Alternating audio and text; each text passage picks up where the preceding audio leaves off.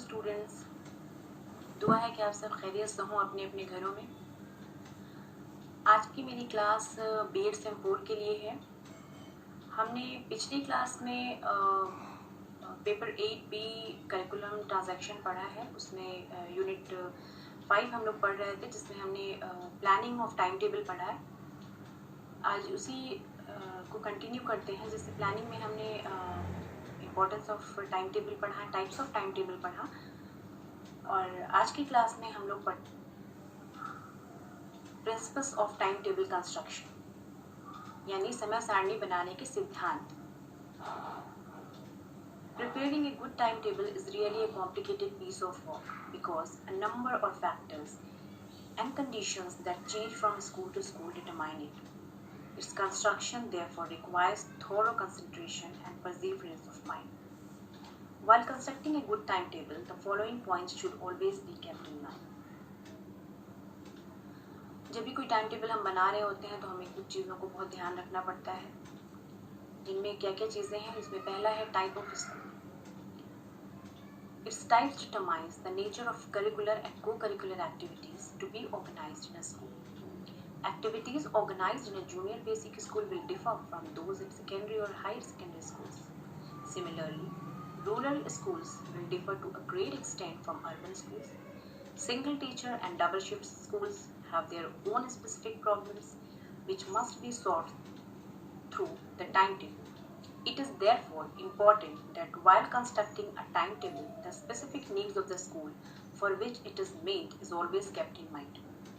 जब भी हम कोई समय सारणी बना रहे होंगे तो हमें ध्यान रखना है कि हम किसके लिए बना रहे हैं। तो स्कूल भी कई तरह के होते हैं। एलिमेंट्री स्कूल्स होते हैं, सेकेंडरी होते हैं, हायर सेकेंडरी होते हैं। कुछ स्कूल गांव देहातों में होते हैं, रूरल एरियाज़ में होते हैं, कुछ शहरों में होते हैं, अर्बन एरियाज़ में होते हैं। इसी तरह से कुछ स्कूल सिंगल टीचर स्कूल होते हैं, कुछ स्कूल डबल शिफ्ट्स चलते हैं। तो सबकी रिक्वायरमेंट्स अलग अलग होती है। तो हम जब भी टाइम टेबल बनाएंगे तो हमें इन बातों को ध्यान में रखना है कि किस तरह के स्कूल के लिए समय सारणी बना रहे हैं। तो type of school is very important. दूसरा प्रिंसिपल है कि हमें क्या देखना है, डिपार्टमेंटल रेगुलेशन।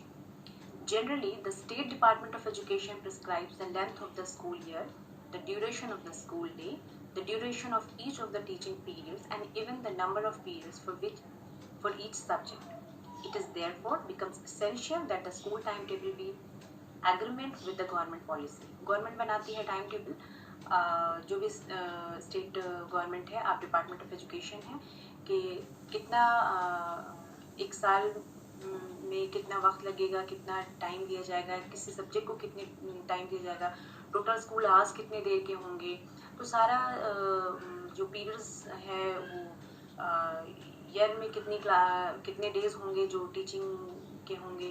तो ये सारी चीज़ें डिपार्टमेंट ऑफ एजुकेशन तय करता है। तो हमें उस टाइम को देखते हुए ही सारा टाइम टेबल सेट करना पड़ेगा, जो टाइम ड्यूरेशन जो पीरियड आपको दिया गया है। तीसरा है amount of time available. The allotment of time to different subjects and activities is done on the basis of the amount of time available. आप कोई भी काम करेंगे तो सबसे पहला ये हम देखते हैं कि कितने वक्त में हमें ये काम करना है। ये काम करना है तो कितना वक्त दिया गया है, तो उस दरमियान ही आपको सारे काम करने हैं। तो आपके पास कितना टाइम अवेलेबल है, पहले वो देखना ज़रूरी होता है। In some states, the duration of time to be allotted to each subject has been fixed by the Department of Education, both for summer as well as winter. The timetable will therefore be formed in accordance with departmental instructions. In the case of double shift schools, the duration of the school day is shorter. It will therefore necessitate several changes in school timetable. तो जो time available हमारे पास है, जितना वक्त दिया गया है उसमें हमें काम करना है। तो डिपार्टमेंट ऑफ एजुकेशन जो होते हैं डिफरेंट स्टेट्स में, वो टाइम बताते हैं। समर सीज़न में क्या टाइम टेबल होगा, विंटर में क्या टाइम टेबल होगा। जैसे आप देखते होंगे कि समर सीज़न में अक्सर छुट्टियां बढ़ जाती हैं, गर्मी की छुट्टियां आ जाती हैं, तो ड्यूरेशन क्या होता है। फिर विंटर की भी छुट्टियां होती हैं, तो वो टाइम टेबल देखा जाता है। फिर कभी डबल शिफ्ट स्कूल्स चलते हैं, तो डबल शिफ्ट स्कूल में जो ड्यूरेशन होता है वो शॉर्टर हो जाता है।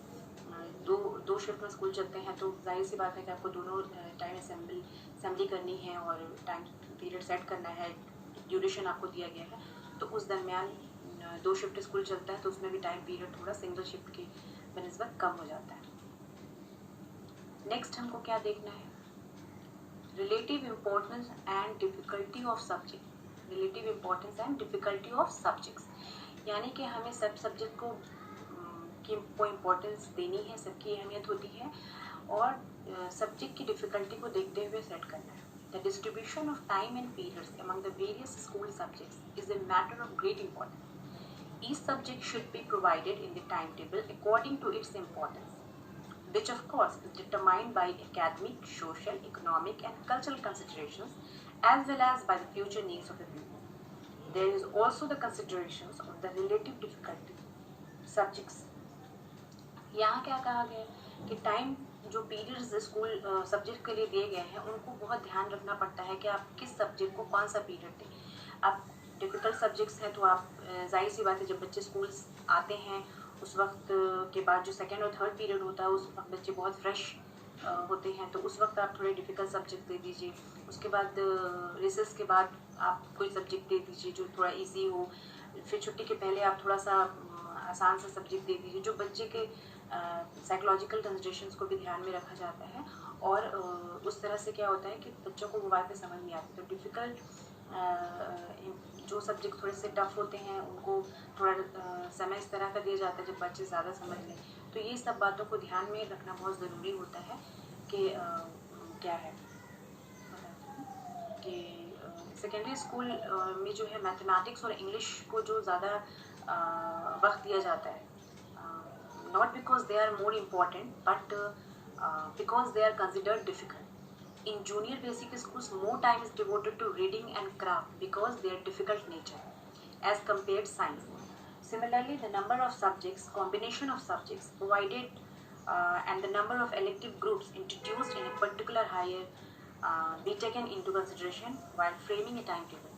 तो ये बिल्कुल ध्यान में रखना चाहिए। हाई सेकेंडरी में आप मैथमेटिक्स और इंग्लिश को ज़्यादा इम्पोर्टेंस देते हैं, उनकी क्लासेस उस तरह से रखी जाती हैं कंपैरिजन टू दूसरे के किसी क्लास के को 2 पीरियड दे दिया जाता है। जैसे कि आप ऐसे समझ सकते हैं कि जैसे थ्योरेटिकल पीरियड जो होते हैं हम उनको 1 पीरियड देते हैं कि इसमें ये सब्जेक्ट पढ़ेंगे, लेकिन जब हम प्रैक्टिकल कराने ले जाते हैं तो हम उसको 2 पीरियड देते हैं क्योंकि उसकी इंपॉर्टेंस है कि 1 पीरियड में वो प्रैक्टिकल्स नहीं कर पाएंगे, नहीं होगा, तो उसको 2 पीरियड दिए जाते हैं। तो इसी तरह से सब्जेक्ट के इम्पोर्टेंस, बच्चों की क्लासेस जो होती हैं उनको हम आर्ट एंड क्राफ्ट थोड़ा सा उनको ज़्यादा करना होता है, इसलिए कंपैरिजन टू साइंस दिया जाता है।